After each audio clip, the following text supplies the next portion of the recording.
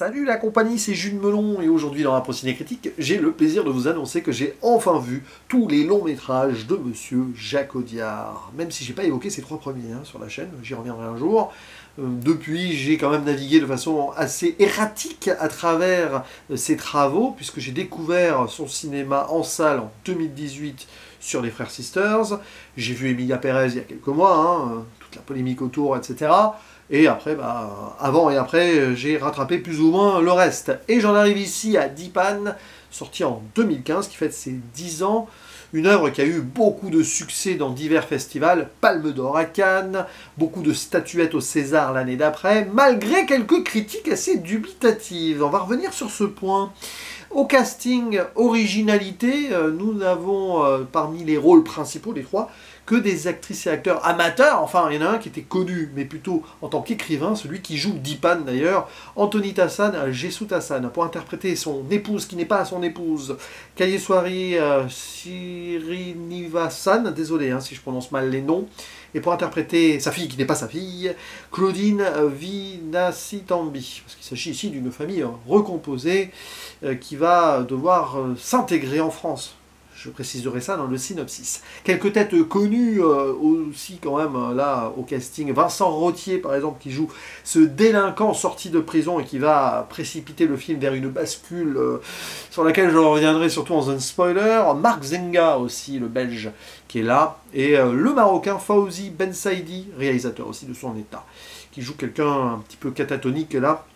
Bon, histoire de brouiller les pistes peut-être dans un scénario qui pourrait être complexe ou partir dans tous les sens, je ne sais pas, coécrit par Jacques Audiard, son collègue de quasi toujours, enfin maintenant de toujours, depuis en tout cas, au moins un prophète, Thomas Bidegain, mais aussi avec l'association nouvelle d'un Noé Debré qui depuis a roulé pas mal sa bosse sur d'autres œuvres connues, notamment Le Brio d'Ivan Attal, qu'il a coécrit. Et l'histoire donc est entre film social, traumatique, film de banlieue aussi, par défaut, j'ai envie de dire, et même sur le dernier acte, un autre style de genre, entre guillemets, que je n'évoquerai que plus tard, pour pas trop vous surprendre là, si vous n'avez pas vu le film et que vous cherchez juste des suggestions en parcourant ma chaîne. On va suivre l'histoire donc de Dipan, qui à la base est un combattant des tigres tamouls au Sri Lanka. L'acteur aussi est venu du Sri Lanka, je crois qu'il a été enfant soldat lui d'ailleurs, bon. Et la guerre a été terrible, il enterre d'une certaine manière, enfin il fait une cérémonie funéraire en tout cas, de tous ces soldats qui sont morts. Il a perdu tout le monde, y compris sa famille. On le comprend un petit peu.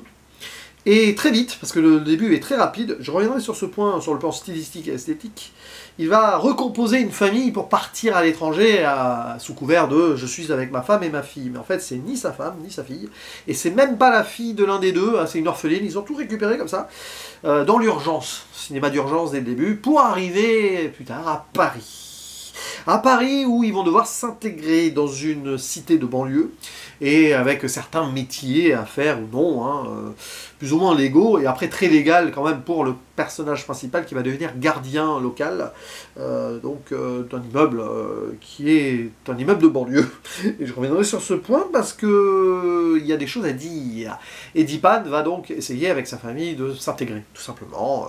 La mère aussi, enfin la femme, enfin bon, travaille, elle va s'occuper en tant qu'assistante à domicile d'un monsieur qui va pas bien, qui a eu un trauma probablement, et la fille on va la voir à l'école, c'est difficile avec les amis, mais bon, elle va quand même tenter son intégration personnelle. Et alors c'est un film qui va mélanger un peu les styles et les genres, c'est pas nouveau chez Jacques Audiard, d'ailleurs c'est particulier parce que je vois Dipan là, je comprends encore mieux Emilia Pérez. J'ai même envie de dire que je comprends les critiques que certains ont eues sur Emilia Pérez, un film que j'ai beaucoup aimé, que j'ai toujours aimé en revisionnage. Alors il y a eu quand même des choses qui ont été dites, et je comprends que certaines personnes aient été froissées par certaines choses, alors il n'y a pas de souci. Et avec le recul, sur Dipan, on pourrait dire la même chose sur pas mal de points. C'est un film qui me laisse dubitatif. C'est probablement le moins bon Audiard que j'ai vu, malgré le fait, et c'est ça aussi qui est dans le dilemme, que c'est une de ses meilleures réalisations. sur le plan technique, il y a des scènes incroyables. Tout le début est remarquable. J'avais même envie de dire exemplaire dans cette idée de déracinement et d'arrivée un petit peu subite, là, parce que c'est très bien géré dans le temps cinéma. Mais alors, il va se passer des trucs... J'ai pas grand-chose à dire sur le fait que ce soit peut-être un peu longué. Non, c'est pas grave, ça. On voit le quotidien. Mais par contre, sur la non-profondeur de certaines choses, sur un décorum et sur la finalité, il y a des trucs qui me font dire que le film a été précipité quand même. Et il y a une explication à cela. Dipan, à la base, devait pas forcément être présenté au festival local. Il y a eu une opportunité, une fenêtre, comme on dit, et ça arrive à beaucoup de films. Il a été montré là-bas, dans une version peut-être, dans la tête de Jacques Audiard, non terminée, avec encore un mixage à rejouer, surtout au niveau du montage. Sauf que donc, le film a été présenté ainsi. Il a beaucoup plu, notamment au jury, alors plus au jury qu'au public peut-être déjà. Je crois que c'est les frères Cohen, hein. Alors, pas les frères Sisters, du coup, je pense qu'il n'a pas fait les frères Sisters, hein, pour rendre hommage aussi aux frères Cohen derrière, parce qu'il y avait un peu de frères Cohen dans les frères Sisters, vite fait, hein. Bon, bref, c'est très amusant. Et en fait, voilà, Palme d'Or, grosse surprise pour Audiard lui-même, et du coup, derrière, alors qu'il pensait encore travailler un peu sur le film avant la sortie nationale qui a eu lieu, il y a 10 ans, quasi jour pour jour, au moment où je fais cette vidéo, donc vous calculez, quelques mois après Cannes, et ben finalement, non, il l'a présenté tel quel au public. Il n'a pas fait le retouche qu'il voulait faire. Et bon, ça n'a pas du tout porté préjudice au César. Voilà, bon. Mais du coup, pour les critiques et les gens, il y a certaines personnes qui étaient là en mode... Voilà, on sent qu'il y a des trucs très maladroits dans le film, dans l'écriture et dans les thématiques abordées, ou comment on les aborde. Je ne vais pas faire un faux procès à M. Audiard. Certains l'ont fait pour Emilia Pérez, c'est compréhensible. Certains ont pu le faire pour Dipan, je comprends aussi, parce que oui, si tu cherches un petit peu la petite bête, et même pas trop la chercher, tu grattes pas trop, tu vois des trucs. Parce que dans la maladresse, apparaissent certains relents peut-être, qu'on pourrait qualifier de réac, dans une fausse intention. Alors attention, il y a des scénaristes derrière aussi, qui ont été inspirés par pas mal de choses, donc les faits divers, la tragédie autour du Jeanne Ilan, par exemple, c'était une dizaine d'années avant, un peu moins, hein. On comprend un peu là aussi. On sortait quelques années avant quand même de Un prophète, donc on sort aussi de l'univers carcéral pour peut-être y voir des conséquences, mais en fait les conséquences elles ne sont que en filigrane, et tout va vaciller autour des personnages des jeunes de banlieue, hein, pour faire simple, et de ce délinquant là joué par Vincent Rottier. Ça manque clairement de précision et de profondeur qui font que nous avons des PNJ qui peuvent être récupérés dans cette ambiance-là de film de banlieue par des gens très à droite. Quelqu'un de très à droite peut récupérer ce film en disant « Eh, vous voyez, hein, on laisse nos banlieues comme ça, les gens ne sont pas en sécurité. » La finalité n'aide pas. J'y reviendrai dans la zone spoiler. Mais par contre, c'est pour ça que le film a une ambiance bizarre et danse sur plusieurs pieds, quoi. A du mal à trouver sa position. C'est que le début est remarquable dans l'idée où on voit le drame, le trauma d'un ancien soldat qui a tout perdu. Il a tout perdu, pour lui la guerre se finit par la perte de ses soldats et de sa famille, ça c'est sûr. Et cette idée de mettre en scène dans l'urgence, avec caméra fuyante, montage fuyant, l'ellipse perpétuelle rapide, là en 3-4 scènes rapides sur le début, c'est génial parce que tu comprends qu'il y a une reconstruction qui est très rapide, qui est bancale. D'ailleurs, c'est peut-être aussi l'allégorie du film par la suite, hein, de cette femme qui ne va pas être sa femme, de cette fille qui ne sera pas leur fille non plus. Et pouf, très vite, paf, on arrive à Paris. Très vite, hein, c'est très rapide. Moi, je trouve que c'est très bien, ça. On pourrait reprocher le fait que... Non, ça c'est très bien. Tu comprends que ils ont dû tout faire à la va-vite, et du coup, c'est compliqué. Et cette première scène à Paris, avec ces papillons de nuit, limite, hein, avec serre-tête voilà, qui clignotent, et en dit long aussi. En dit long le fait qu'il voilà, il travaille comme il peut, Dipan, hein. Il est poursuivi par la police qui, allez hop, on dégage ça de Paris, c'est pas ce qu'il faut, et du coup il est précipité dans la banlieue, parce que c'est ça en fait, hein. C'est quelqu'un qui n'étant pas intégré va être précipité dans la banlieue. On va les stocker, hein, les gens dont on ne veut pas là-bas. C'est l'histoire de malheureusement beaucoup de gens qui vivent dans nos banlieues, qui sont arrivés là par défaut, hein, pour reconstruire la France notamment, hein, sur 3 générations, et qui aujourd'hui, voilà, les conséquences de cela, on ne va pas aller chercher suffisamment, hein, dans certains médias et certaines politiques plus, on va dire, sécuritaires, les véritables causes. Parce que les causes, voilà, et puis de toute façon, on l'a tellement mis à l'abandon que je comprends malheureusement ce qui se passe en ce moment dans la société. C'est terrible, c'est d'une violence qui fait qu'on y va tout droit, comme on dit. Et peut-être que la France l'a bien cherché. Et ça, c'est dur de dire ça. Mais bon, on espère quand même que... il y a des belles histoires à raconter en banlieue, certains films l'ont fait, mais bon, là, malheureusement, le film en fait totalement l'économie. Quand bien même, on essaye de raconter la peut-être bonne histoire de cette famille qui va, donc Tamoul, qui va s'installer là, mais en fait, c'est compliqué. C'est compliqué, même si Dipan, finalement, en tant que gardien, va être accepté, même si l'épouse trouve un travail avec un employé, donc voilà, mais ça se passe, quoi, ça se passe. Et la fille, à un moment, même si c'est à la dure, elle va quand même frapper une camarade de classe. Elle va peut-être y arriver, mais bon, en passant par des poèmes en français pour bien s'intégrer à la française. Le message, là aussi, peut être ambigu, vous voyez, bah, c'est comme ça. C'est-à-dire qu'il n'y a pas le choix. Hein.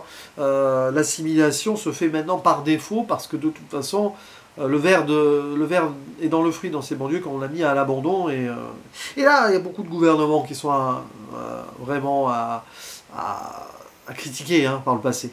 On en arrive à un point où on est quand même dans un malheur, là, qui fait que la France est encore plus divisée qu'elle ne l'était déjà là à cause de certaines politiques. Bon, je ne vais pas trop parler politique ici, mais quand je parle cinéma et quand je parle d'art, forcément, ça déborde un peu. C'est obligé. Surtout avec un film comme ça, qui malheureusement, à un moment, va basculer et je suis embêté. Bon, l'histoire du trauma de Dipan, pourquoi pas, il y a des bonnes mises en scène aussi, à un moment, il y a des relents du passé, un éléphant.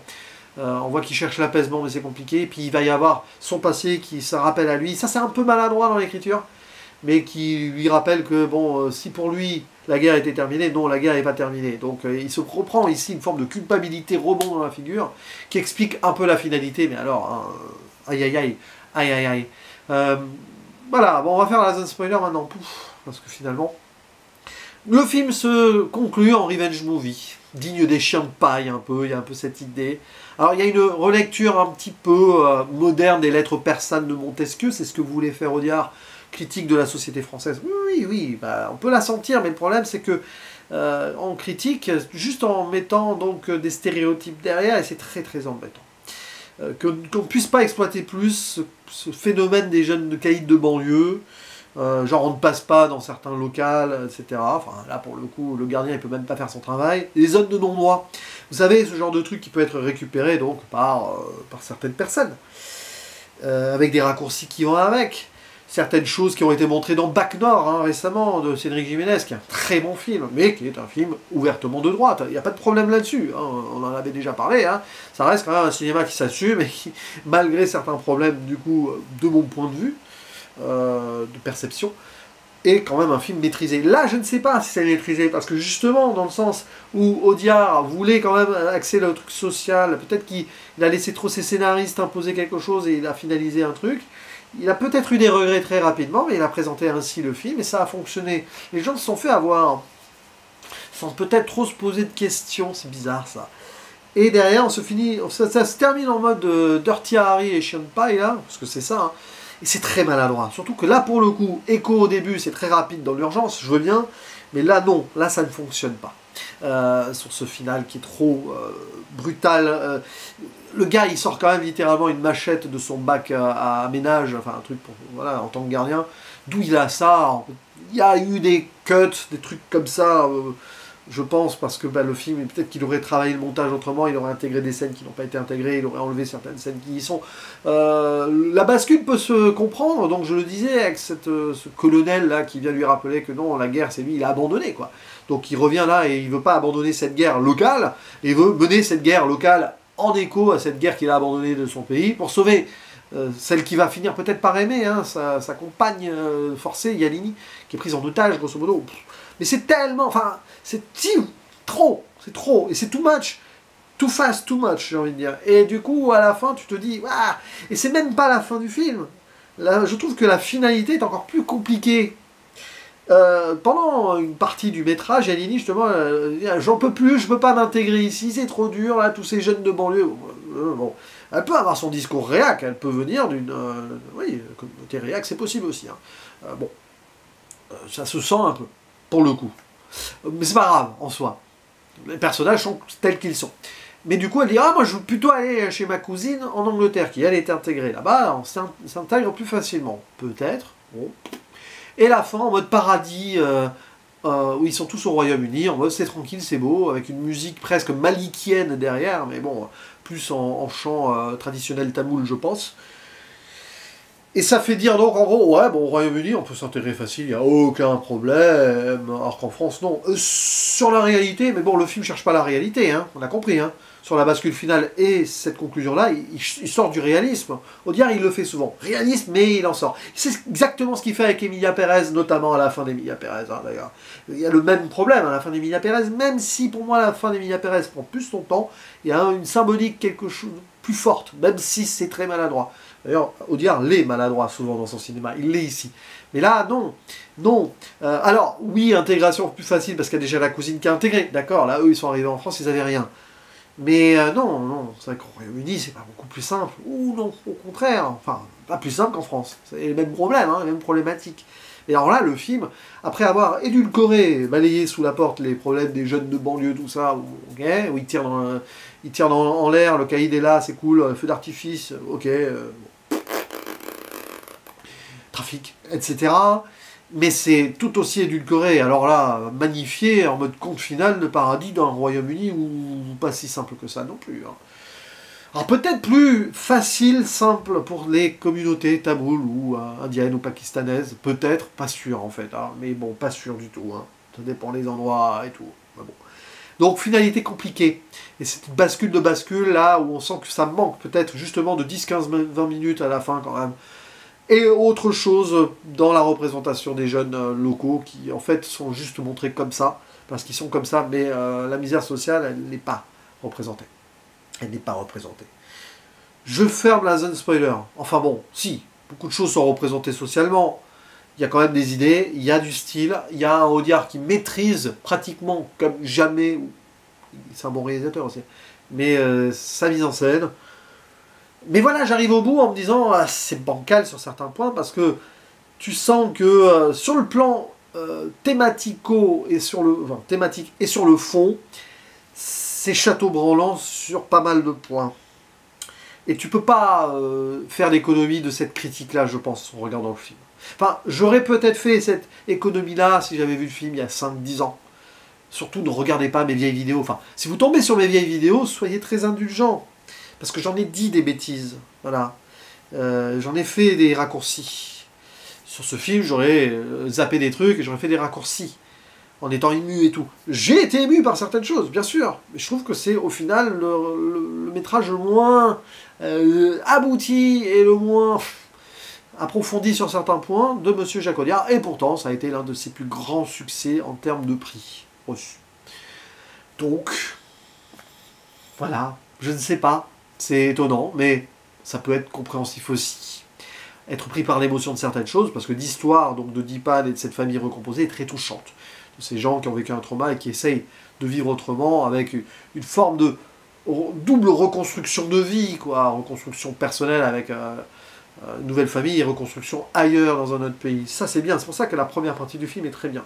Après le reste, je vous en laisse seul juge d'ailleurs, hein. J'attends vos commentaires avec impatience. Si vous avez adoré, il n'y a pas de souci, moi je suis prêt à vous lire. Si vous avez détesté aussi, moi je suis dans cet entre-deux peut-être. Mais c'est quand même du cinéma, et c'est un cinéma qui fait parler. Donc si le film fait parler déjà comme ça et qu'il ouvre le débat, au moins il a ce mérite. Et je vous dis donc à la prochaine, ciao!